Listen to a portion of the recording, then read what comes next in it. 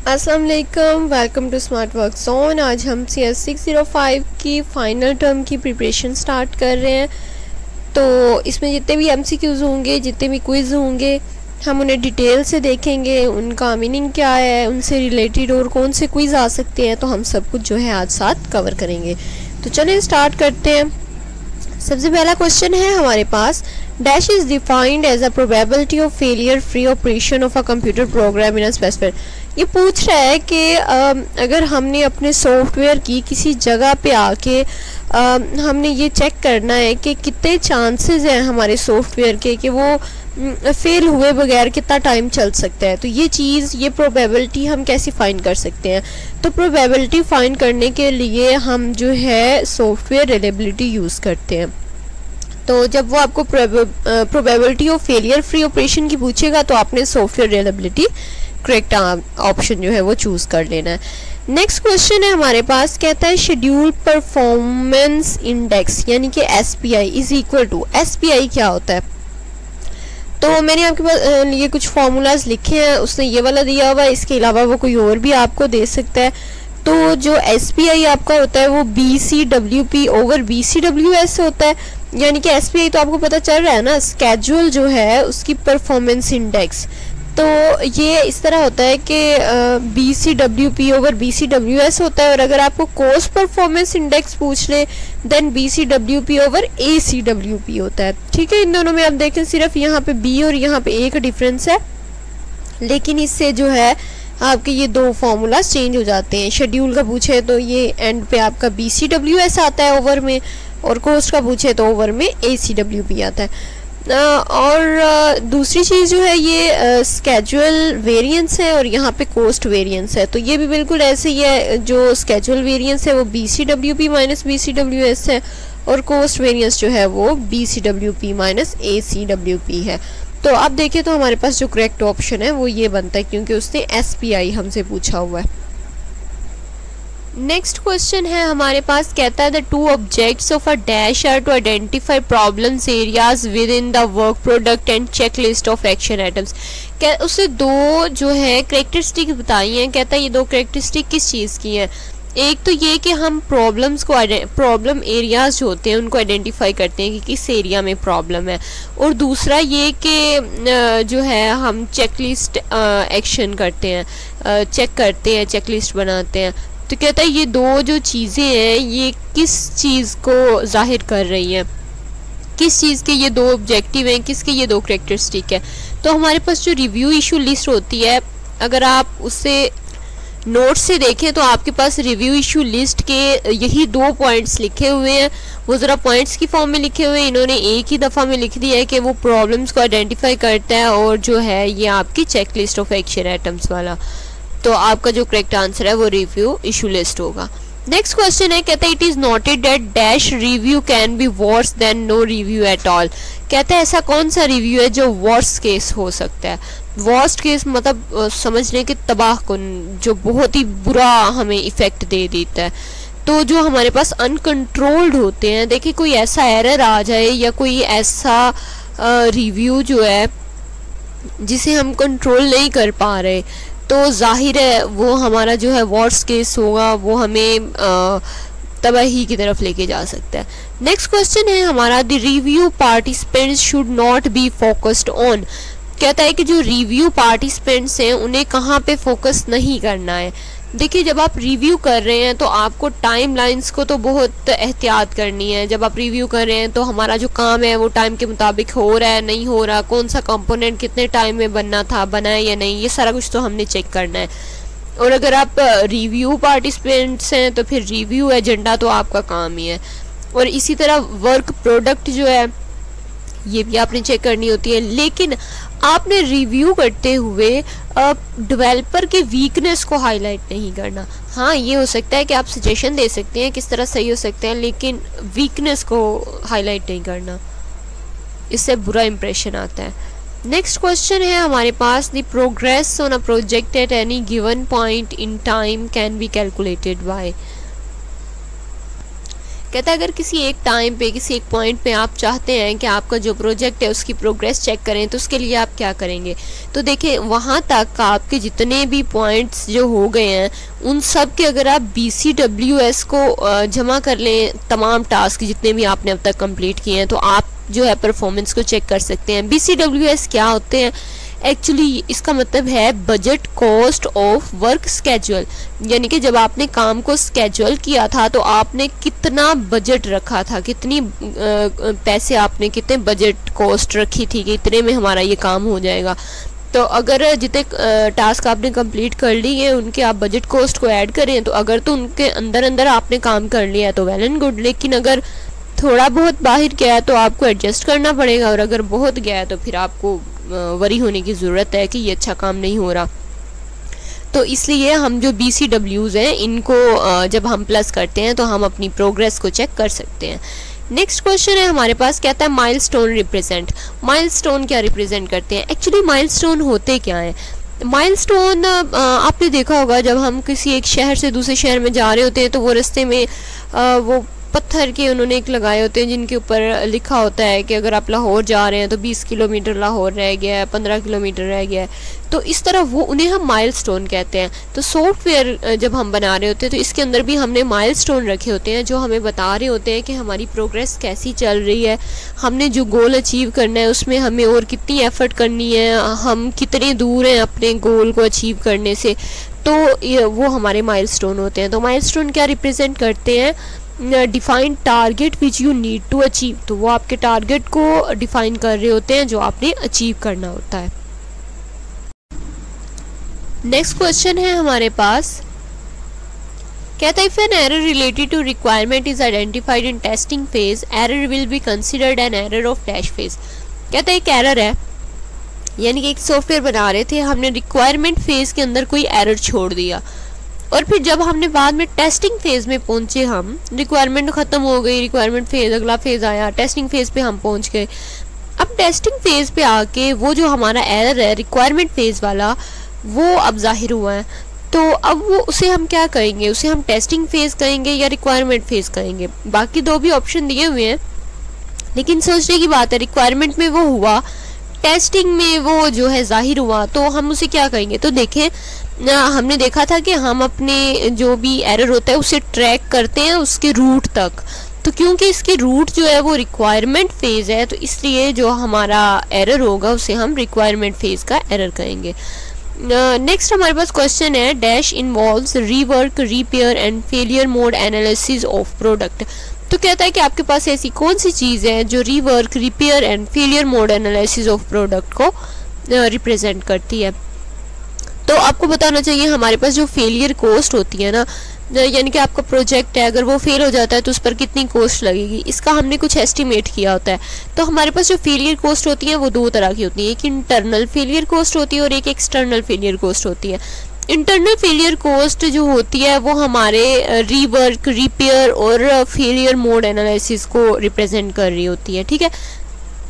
और दूसरी चीज़ जो होती है हमारे पास एक्सटर्नल फेलियर कॉस्ट, ये होती है अगर आपने कोई कंप्लेंट आई है उसे आपने रिजॉल्व करना है, उस पर जो कॉस्ट लगेगी वो आपकी एक्सटर्नल फेलियर होती है। आपकी प्रोडक्ट रिटर्न आ गई है वो आपकी एक्सटर्नल फेलियर कॉस्ट होगी, या आपने उसे रिप्लेस करना है, पूरी की पूरी प्रोडक्ट ही किसी को पसंद नहीं आई, या जो है हेल्पलाइन सपोर्ट चाहिए, वारंटी का जो काम था आपने वारंटी दी हुई थी, चीज़ ख़राब होगी आप उस पर जो काम करेंगे, ऐसी चीज़ें जो हैं वो एक्सटर्नल फेलियर कॉस्ट होती हैं। लेकिन जब उस पर काम हो रहा है, आपने दोबारा उस पर काम करना है, काम होते हुए कोई मसला आया आपने उसे रिपेयर करना है, या आपने उसका मोड जो है फेलियर मोड एनालाइज करना है, तो ये आपकी इंटरनल फेलियर कॉस्ट होती है। तो दोनों के ऑप्शन आपसे पूछे जा सकते हैं, इंटरनल का भी और एक्सटर्नल का भी।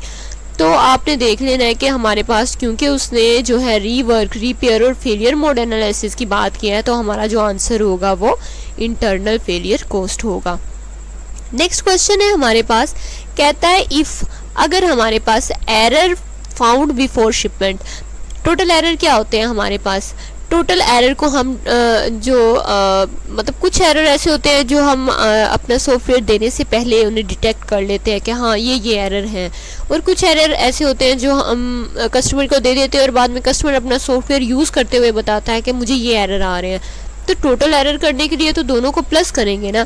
तो वो कहता है कि अगर आपके पास एरर जो आपने शिपमेंट से पहले फाइंड किए उन्हें ई कहें, और वो एरर जो आपके कस्टमर ने आपको बताए हैं उन्हें आप डी कहें, तो हमारी डी आर ई क्या होगी?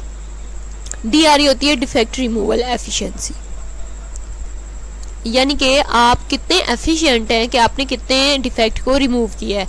तो उसको हम उसके लिए क्या करते हैं, ये आपका फॉर्मूला तो ऑलमोस्ट ठीक लिखा हुआ है, लेकिन यहाँ पे प्लस वो कुछ भी नहीं आना, ये सारे जो हैं इक्वल नहीं आने, ये गलती से शायद लगाए हुए हैं। तो इसका फॉर्मूला इस तरह होता है कि आप जो दोनों एरर्स होते हैं उनको प्लस कर देते हैं, शिपमेंट से पहले और शिपमेंट के बाद वाले दोनों को प्लस करके, तो आप यानी कि जो ई होता है इसे ऊपर रखेंगे और दोनों को प्लस करके नीचे रख के इन पे डिवाइड कर देंगे। तो ये आपके पास डीआरई का फॉर्मूला होता है। मैंने आपके लिए यहाँ लिख दिया क्योंकि यहाँ थोड़ा सा गड़बड़ था, तो मैंने कहा मैं आपको यहाँ रिप्रेजेंट कर दूँ। ई को आप ऊपर रखते हैं और ई प्लस डी को नीचे रख देते हैं, यानी कि दोनों टोटल एरर्स को नीचे और जो एरर्स सिर्फ हमने पहले फाइंड किए हैं उन्हें ऊपर रख देते हैं, तो वो हमारे पास जो है वो डीआरई आ जाता है। नेक्स्ट क्वेश्चन है हमारे पास, कहता है BCWs is term used in aimed value analysis, it stands for.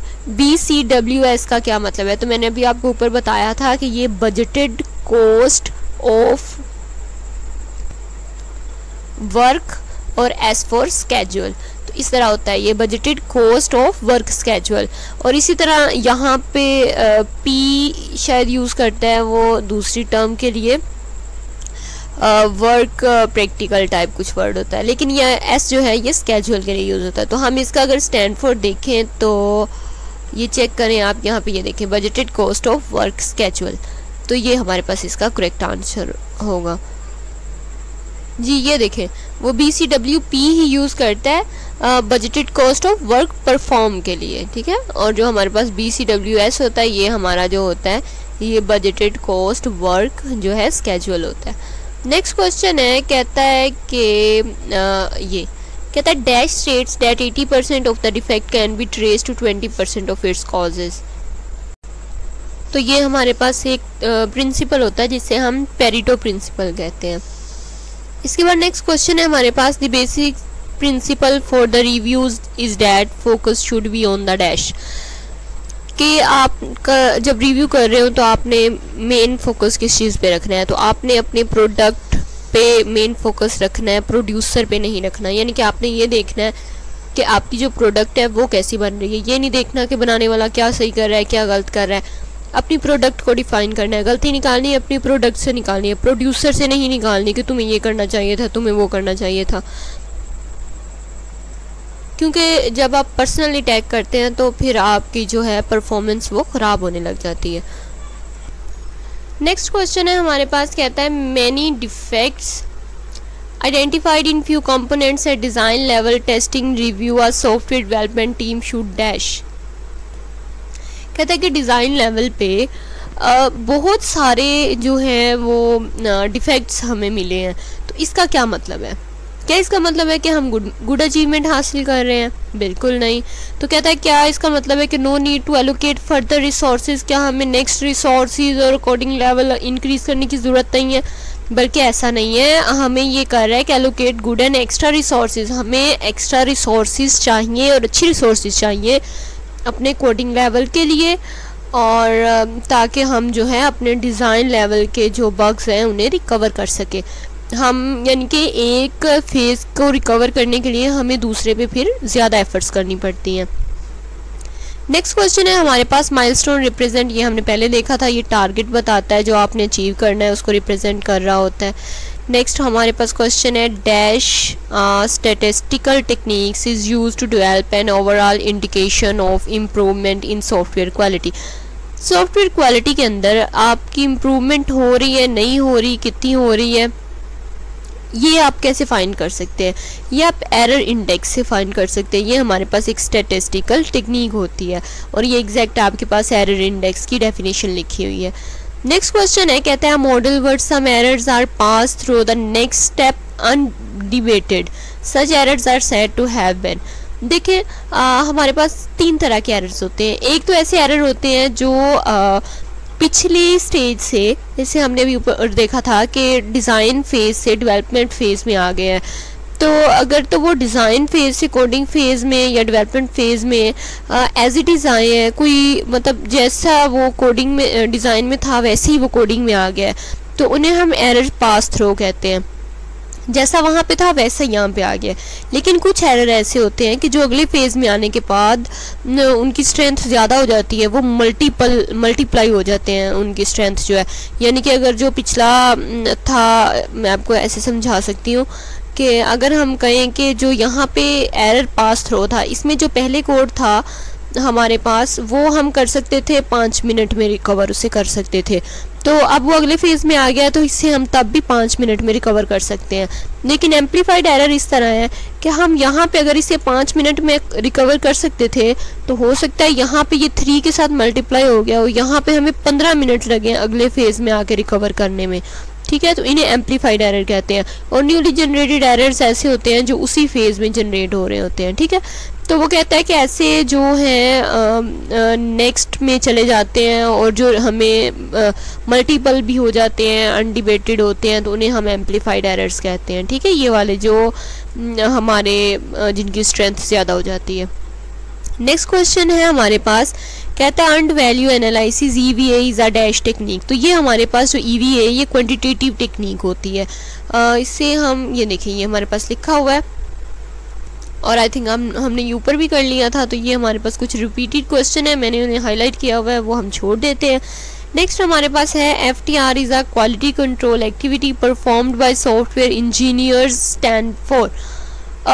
FTR का क्या मतलब है? देखिए जितनी भी आपकी एब्रीवेशंस हैं उन्हें आप चाहे तो कहीं पे नोट कर ले, क्योंकि अगर आपको एब्रीवेशन आ जाती है तो इसके लिए कोई कॉन्सेप्ट नहीं होता, ये आपको एज इट इज़ याद करने होते हैं। तो FTR जो है ये आपके पास फॉर्मल टेक्निकल रिव्यू होता है। तो ये एक अच्छा तरीका होता है कि जितने भी आपके पास एब्रीवेशंस होते हैं, स्टैंड फॉर होते हैं, आप उन सबको लिख लें एक जगह पे और उनके जो है उन्हें याद कर लें। नेक्स्ट हमारे पास जो क्वेश्चन है ये भी रिपीटेड है, इसे हम नहीं करेंगे। यहाँ पे आ जाते हैं, कहता है BCWS for a task I will be equal to. हमने BCWS पढ़ा था जिसे हम budgeted cost of work schedule कह रहे थे, यानी कि वर्क जब हमने काम को स्केजुअल किया उस वक्त जो हमने बजटेड कॉस्ट रखी थी, तो कहता है वो किसके इक्वल है। देखिए जब हम बजटेड कॉस्ट रखते हैं तो हम पर्सन पर डे के हिसाब से रखते हैं कि एक आदमी एक दिन में कितना काम करेगा और फिर उस हिसाब से हम उसकी कॉस्ट मेजर करते हैं। तो हम जो है इसका आंसर जो आएगा वो एफर्ट होगा कि हम एफर्ट मेजर करते हैं किसकी, पर्सन की पर डे के हिसाब से। ठीक है, हर टास्क के लिए। तो ये हमारे पास जो है BCWS होता है। तो अगर वो आपको इस तरह ऑप्शन पूछ ले तो आपने जो है एफर्ट पर्सन पर डेज ETC फॉर जो है टास्क का को करेक्ट कर देना है। ये एज इट इज़ आपके नोट्स में भी लिखा हुआ है। नेक्स्ट हमारे पास क्वेश्चन है SQA is umbrella activity in which following activities are performed except. SQA हमारे पास एक अम्ब्रेला एक्टिविटी है, तो कहता है कि इसमें ऐसी कौन सी जो है एक्टिविटीज़ जो परफॉर्म नहीं होती। तो अगर हम चेक करें SQA को तो इसमें हमें रिव्यू करना होता है अपनी चीज़ को। ठीक है, और टेस्टिंग भी हम इसमें करते हैं और प्रोजेक्ट प्लानिंग भी करते हैं, लेकिन इंस्पेक्शन हम इसमें नहीं करते। ये हमारी अम्ब्रेला एक्टिविटी या SQA का ही बल्कि हिस्सा नहीं होता कि हम अपने इंस्पेक्शन करते फिर अपने सॉफ्टवेयर के अंदर। तो इसलिए ये जो आपका ये करेक्ट आंसर है।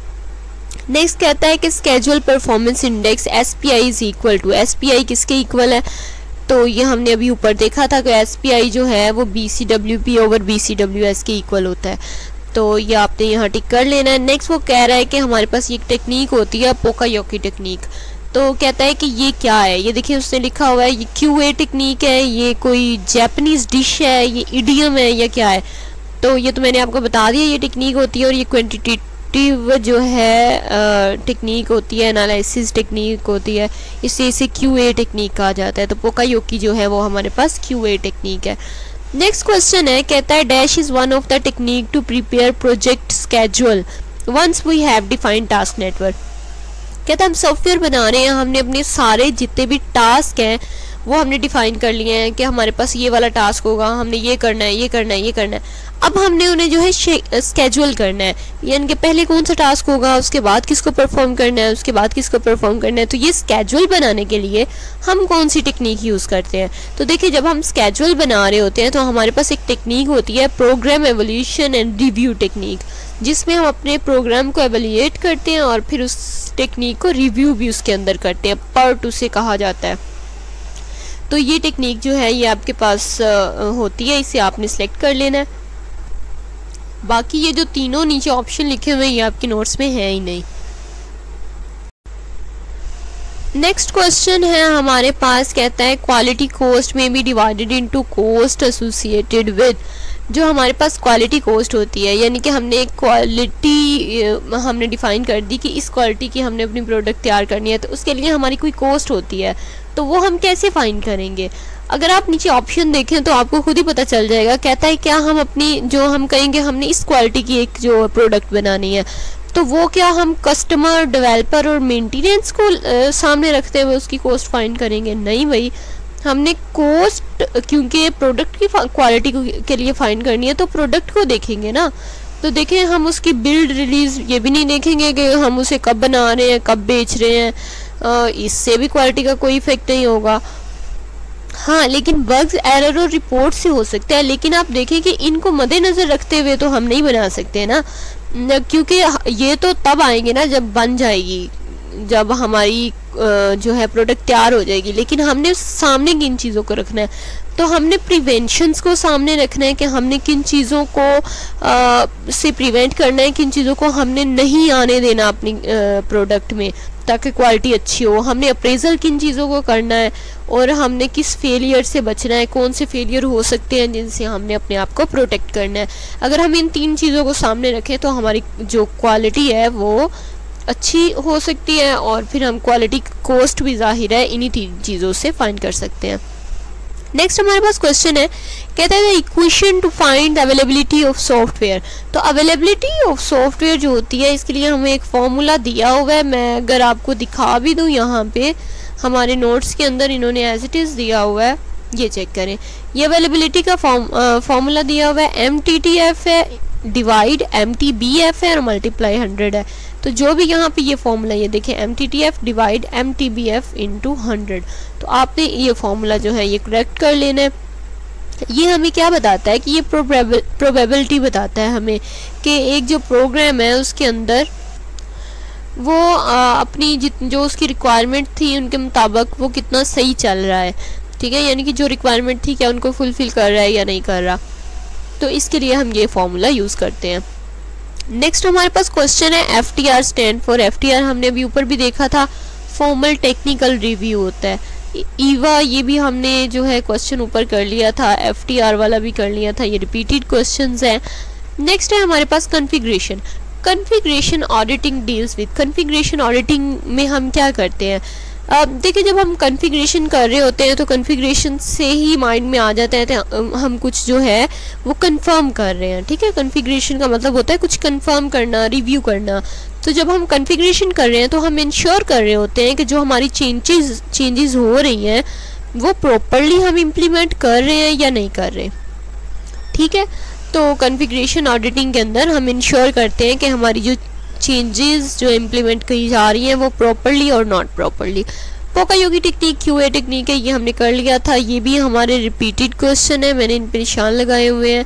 नेक्स्ट हमारे पास ये क्वेश्चन एक लिखा हुआ है, कहता है in order to use the PERT and CPM which one of the following is not required. PERT और CPM के अंदर आपकी कौन सी चीज़ रिक्वायर्ड नहीं होती है? तो अगर आप चेक करें तो मैं आपको दिखा सकती हूँ, उन्होंने रिक्वायरमेंट्स लिखी हुई हैं। तो अगर आपको वो रिक्वायरमेंट्स पता होंगी तो जो उनमें नहीं है उसे आप टिक कर लेंगे। तो अगर आप यहाँ चेक करें, मैं आपको चेक करवाती हूँ, ये देखें, कहते हैं in order to use the PERT and CPM following is required. तो ये आपके रिक्वायरमेंट्स हैं। PERT और CPM के अंदर आपको डिकम्पोजिशन ऑफ प्रोडक्ट फंक्शन जो है वो चाहिए होता है, ठीक है, और आपको selection of appropriate process model चाहिए होता है, डिकम्पोजिशन ऑफ टास्क होते हैं, एस्टिमेशन ऑफ एफर्ट होती है और इंटरडिपेंडेंसीज होती हैं। ये चीज़ें हैं जिनकी आपको रिक्वायर्ड होती हैं जो आपको, लेकिन आपने देखा होगा कि वहाँ पे हमारे पास टीम्स कम्युनिकेशन मोर डिटेल नहीं रिक्वायर होती, एस्टिमेशन करनी होती है, इंटरडिपेंडेंसीज होती है, WBS भी होता है, लेकिन टीम कम्युनिकेशन मोर डिटेल नहीं होती। तो ये आपका करेक्ट आंसर होगा। नेक्स्ट क्वेश्चन है हमारे पास, ये भी हमारा रिपीटेड क्वेश्चन है। नेक्स्ट ये क्वेश्चन लिखा हुआ है, following are effected guidelines for review except. कहता है कि जब आप रिव्यू कर रहे हैं, अपना एक प्रोजेक्ट है, कोई एक फेज़ है, उसे आप रिव्यू कर रहे हैं, तो कौन सी चीज़ है जो आपको नहीं करनी है, ठीक है। तो अगर आप देखें तो आपको जो है टोन अपनी को हाई और स्ट्रिक्ट नहीं करना। ये सिर्फ रिव्यू के लिए ये स्ट्रेटजी नहीं होती, आपको कहीं भी अपनी टोन को हाई और स्ट्रिक्ट नहीं करना होता। तो जाहिर है जब आप रिव्यू कर रहे हैं तो आप बताने वाले को जब स्ट्रिक्ट और हाई टोन में बताएंगे तो वो आपकी बात को नहीं समझ सकता, अगर उससे कोई प्रॉब्लम है तो वो आपसे डिस्कस नहीं कर सकता। तो अब नेक्स्ट क्वेश्चन है, the basic idea behind software configuration management is. Software configuration management क्या काम करती है? मैंने आपको बताया था कॉन्फ़िगरेशन क्या होता है कि हम किसी चीज़ को कंफर्म कर रहे होते हैं कि ये सही है या नहीं। तो इसकी जो मैनेजमेंट है वो क्या कर रही होती है? वो इस सब को मैनेज और कंट्रोल कर रही होती है। जो भी चेंजेस आ रही होती है सॉफ्टवेयर के अंदर उनको वो मैनेज और कंट्रोल करती है, ठीक है। नेक्स्ट हमारे पास रिपीटेड क्वेश्चंस हैं दो, फिर ये हमारे पास एक क्वेश्चन लिखा हुआ है, कहता है a software requirement specification is traced if the dash of its requirement is clear. कहता है एक सॉफ्टवेयर रिक्वायरमेंट स्पेसिफिकेशन कब ट्रेस की जा सकती है? जब उसकी dash its requirement is clear, जब उसकी किस चीज़ की रिक्वायरमेंट क्लियर हो। तो अगर उसके ओरिजिन जो है, origin of its requirement is clear, तो तभी हम जो है सॉफ्टवेयर रिक्वायरमेंट स्पेसिफिकेशन को ट्रेस कर सकते हैं। नेक्स्ट हमारे पास क्वेश्चन है, कहता है कि वर्जन कंट्रोल डिस्कसेस अबाउट, और नीचे उसने आपको 4 ऑप्शन दिए हुए हैं। तो अगर आपको मैं बता दूं कि वर्जन कंट्रोल जो हमारे पास होता है ये हमें बताता है कि हम कंट्रोल कैसे करेंगे जो चेंजेस हो रही हैं, जो भी हमने चेंजेस करनी है उन्हें हम कंट्रोल कैसे करेंगे। कुछ प्रोडक्ट ऐसी हैं जो हमारे पास पड़े हुए हैं, कुछ कंपोनेंट ऐसे हैं जो हमने अपने कस्टमर को भेज दिए हैं, अगर हमारे जो पास हैं उनमें चेंजेस आएंगी तो हमने किस तरह करनी है, और जो कस्टमर के पास है उसमें चेंजेस अगर करनी हो तो किस तरह करेंगे। तो जो हमारा वर्जन कंट्रोल है ये इस चीज़ को जो है वो कंट्रोल कर रहा होता है। और इसमें हमारे पास एक और चीज़ होती है, वो भी मैंने आपके आसानी के लिए यहाँ लिख ली। अगर वो आपका आइडेंटिफिकेशन एड्रेस पूछ लेता है तो ये हमें ये स्पेसिफाई कर रहा होता है कि आप जो चेंजेस कर रहे हैं वो सही से कर रहे हैं या नहीं, ठीक है ना। देखिए वर्जन कंट्रोल तो ये कंट्रोल करता है कि जो आपने करना कैसे है, लेकिन अब जब आपने कर लिया है तो आपको आइडेंटिफिकेशन एड्रेस बताएगा कि ये सही हो रहा है या नहीं हो रहा, ठीक है। तो ये इसका जो है ये फर्स्ट वाला ऑप्शन ये करेक्ट ऑप्शन है। नेक्स्ट हमारे पास क्वेश्चन है, the implemented requirement has been dash through the selected approach such as testing और इंस्पेक्शंस। तो कहता है कि जो हमारे पास फेजेस हैं कुछ जैसे टेस्टिंग और इंस्पेक्शन, तो इनसे हम क्या करते हैं, यानी कि टेस्टिंग और इंस्पेक्शन के अंदर हम क्या करते हैं। तो आपको पता है कि टेस्टिंग के अंदर या इंस्पेक्शन जब हम करते हैं तो हम वेरीफाई कर रहे होते हैं किसी चीज़ को, उसे कंफर्मेशन उसकी कर रहे होते हैं। तो इसमें जो है वेरीफाइड जो इसका करेक्ट आंसर होगा। नेक्स्ट हमारे पास क्वेश्चन है, कहता है दी सॉफ्टवेयर री engineering is a dash activity. तो सॉफ्टवेयर री इंजीनियरिंग जो होती है ये नॉन ट्रिवियल एक्टिविटी होती है। नॉन ट्रिवियल मतलब कोई आम एक्टिविटी नहीं होती, एक ख़ास गैर मामूली किस्म की ये एक्टिविटी होती है, ठीक है। नेक्स्ट हमारे पास क्वेश्चन है, कहता है which of the following is not an example of software configuration items. SCI की एग्जाम्पल कौन सी नहीं है। तो आपके पास जो इंटीग्रेशन प्लान है ये आपकी SCI की एग्जाम्पल नहीं होती। डिज़ाइन स्पेसिफिकेशन और टेस्ट केस तो उसमें होते हैं, लेकिन इंटीग्रेशन आप उसमें नहीं कर रहे होते। नेक्स्ट क्वेश्चन है हमारे पास, कहता है mean time between failure can be calculated as. Mean time between failure जो है आपको ये इस तरह भी पूछ सकता है कि वो आपको MTBF दे दे और कहे कि इसका एब्रीवेशन बताएं, तो ये मीन टाइम बिटवीन फेलियर होता है। और इसे हम फाइंड किस तरह करते हैं, MTTF जो है इसको हम MTTF प्लस MTTR को करते हैं। इन दोनों को जब प्लस करेंगे तो MTBF आ जाएगा। तो ये मतलब MTBF तो आपको समझ आ रही है कि ये मीन टाइम बिटवीन फेलियर है, कि किस टाइम के दौरान या कितना टाइम आपका जो है फेलियर ले सकता है, एक जो आपने सॉफ्टवेयर बनाया है कितने टाइम तक बगैर फेल हुए चल सकता है। तो MTTF जो है ये आपको बताता है कि ये कितनी देर चलेगा, यानी कि 2 साल तक इसकी हम वारंटी दे सकते हैं, या इस तरह ये 2 साल तक चल सकता है, ये कितनी देर, हमें कितना एस्टिमेट है। और MTTR ये हमें बताता है कि अगर इसमें कोई प्रॉब्लम आ गई तो कितना टाइम लगेगा हमें इसको रिकवर करने में, इसको जो है इस प्रॉब्लम को ख़त्म करने में। तो जब हम इन दोनों को प्लस कर देते हैं तो हमारे पास मीन टाइम बिटवीन फेलियर आ जाता है। नेक्स्ट हमारे पास क्वेश्चन है, dash software development is itself risky as changes to one part of the system inevitably involve further changes to other components. तो जो नया सॉफ्टवेयर होता है, न्यू सॉफ्टवेयर डेवलपमेंट होती है, वो हमारे पास रिस्की होता है, उसके अंदर हमें जो चेंजेस करनी होती हैं वो रिस्की होती हैं। देखिए जो हम यूज़ कर रहे होते हैं वो तो हमें पता होता है कि ठीक है इसमें ये प्रॉब्लम इस तरह है और ये काम इस तरह कर रहा है, लेकिन जो एक नया सॉफ्टवेयर होता है उसके अंदर जब हमें चेंजेस करनी होती है तो वो बहुत एक रिस्की और डिफ़िकल्ट काम होता है, ठीक है। तो न्यू जो है ये हमारा करेक्ट ऑप्शन होगा। नेक्स्ट हमारे पास क्वेश्चन है, कहता है program is restricted dash the reverse engineering phase is dash. कहता है कि प्रोग्राम जो है ये रिस्ट्रिक्टेड हो जाता है रिवर्स इंजीनियरिंग फेज से पहले, बाद में, या कब। जब हम रिवर्स इंजीनियरिंग फेज कर देते हैं तो उसके बाद हमारा जो प्रोग्राम है वो रिस्ट्रिक्टेड हो जाता है, रिस्ट्रक्चर्ड हो जाता है। सॉरी मैंने वर्ड गलत बोल दिया था। यानी कि जब आप अपनी इंजीनियरिंग फेज़ को रिवर्स कर देते हैं तो आपका जो पूरे का पूरा प्रोग्राम है वो रिस्ट्रक्चर्ड हो जाता है, यानी कि उसकी एक नई फॉर्म बन जाती है। आप किसी भी चीज़ को रिवर्स करें तो उसकी एक नई फॉर्म तैयार हो जाती है ना। तो इसी तरह वो कहता है कि प्रोग्राम जो है रिस्ट्रक्चर्ड कब हो जाता है, उसका एक नया स्ट्रक्चर कब बन जाता है। तो जब हम रिवर्स इंजीनियरिंग फेज़ कर लेते हैं उसके बाद, तो आफ्टर इसका करेक्ट ऑप्शन होगा। कहते हैं in this case we modify source code and data in order to make it amenable to further changes.